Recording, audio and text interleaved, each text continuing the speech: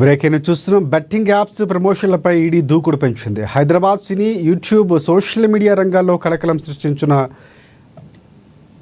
Bet app స్కామ్కి సంబంధించి ఇప్పుడు మరొక మలుపు తిరిగింది. సైబరాబాద్ పోలీసులు ఎఫ్ఐఆర్ను ఆధారంగా చేసుకుని ED prevention of money laundering act కింద కేసు నమోదు చేసి దర్యాప్తును ప్రారంభించింది. ఈ కేసులో ఇప్పటికే 29 మంది ప్రముఖులు ఈడీ యొక్క జాబితాలో ఉన్నట్లు సమాచారం. వారిలో విజయ్ దేవరకొండ, అలాగే రానా దగ్గుపాటి, మంచు లక్ష్మి, ప్రకాష్ రాజ్, నిధి అగర్వాల్, అనన్య నాగల్ల, శ్రీముఖిపై కేసు నమోదైనట్లు సమాచారం.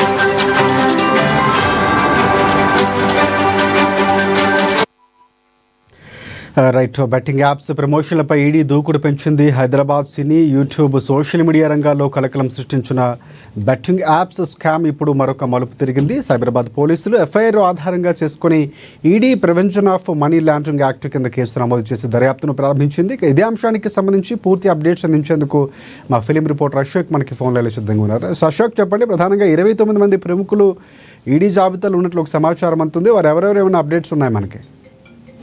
Thank you Rajasekhar.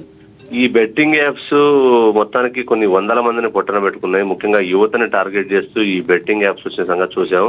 ఇది ఈ బెట్టింగ్ యాప్స్ ని ప్రమోట్ చేసింది ముఖ్యంగా సినీ సెలబ్రిటీలు, ఇన్ఫ్లుయెన్సర్స్, ఇన్స్టా ఇన్ఫ్లుయెన్సర్స్, ఈ యూట్యూబ్ సోషల్ మీడియా ఇన్ఫ్లుయెన్సర్స్, వీళ్ళ స్వలాభం కోసం చేసినటువంటి ఇది ఈ యొక్క బెట్టింగ్ యాప్స్ ప్రమోషన్ లో కొన్ని వందల మంది, వేల మంది కూడా ఆర్థిక ఇబ్బందులు పడడం, మానసికంగా తర్వాత ప్రాణాలు కోల్పోవడం ఎంతో చూసాం. ఎంతో మంది ఆత్మహత్యలు చేసుకునే పరిస్థితి చూసాం. ఎంతో ఒత్తిడితో చనిపోయిన వాళ్ళని చూసాం. అయితే దీన్ని ఎఫ్ఐఆర్ గతంలో ఈ బెట్టింగ్ యాప్స్ ద్వారా ఇటువంటి అనేక కంప్లైంట్స్ రావడం జరిగింది. దీని ద్వారా ఈ ఎఫ్ఐఆర్ని బేస్ చేసుకొని ఈడీ కేసులు 29 మంది సినీ సెలబ్రిటీస్ అలాగే ఇన్ఫ్లుయెన్సర్స్ కూడా వారికి నోటీసులు జారీ చేశారు. దీనిపై మరి యాక్షన్ తీసుకోవడానికి కూడా సిద్ధంగా ఉన్నారు.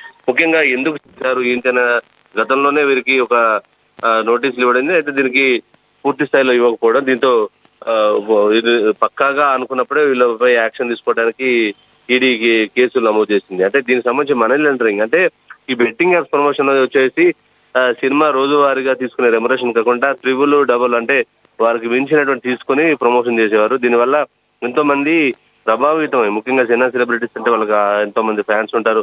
మీరు చేస్తున్నారంటే ఇది ఖచ్చితమైన నిజమైంది అనేది జనాల్లో భ్రమ ఉంటుంది. ఆ భ్రమ ద్వారా కోట్ల రూపాయలు ఆ కంపెనీలకు వస్తుంది.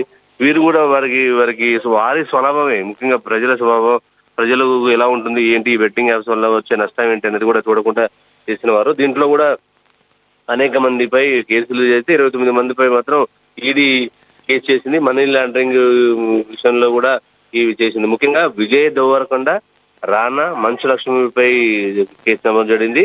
అలాగే ప్రకాష్ రాజు, నిధి అగర్వాల్, అనన్య నాగలపై కూడా, అలాగే యాంకర్ శ్రీముఖిపై కూడా కేసు నమోదు చేశారు. అంటే ముఖ్యంగా ఈ సైబరాబాద్ పోలీసులు ఎఫ్ఐఆర్ ఆధారంగా ఈడీ విచారణ చేస్తుంది. దీనికి సంబంధించిన యూట్యూబర్స్, ఇన్ఫ్లుయెన్సర్ పై కూడా TMLA కింద విచారణ చేస్తున్నారు. దీనికి సంబంధించినటువంటి కేసులు 29 ఉన్నారు. దీని తర్వాత వీరి విచారణ తర్వాత కూడా వీరికి ఎవరైతే సహకరించారో వీరికి చేసిన వాళ్ళంటూ కూడా వాళ్ళ వివరాలు కూడా తీసుకుంటారు.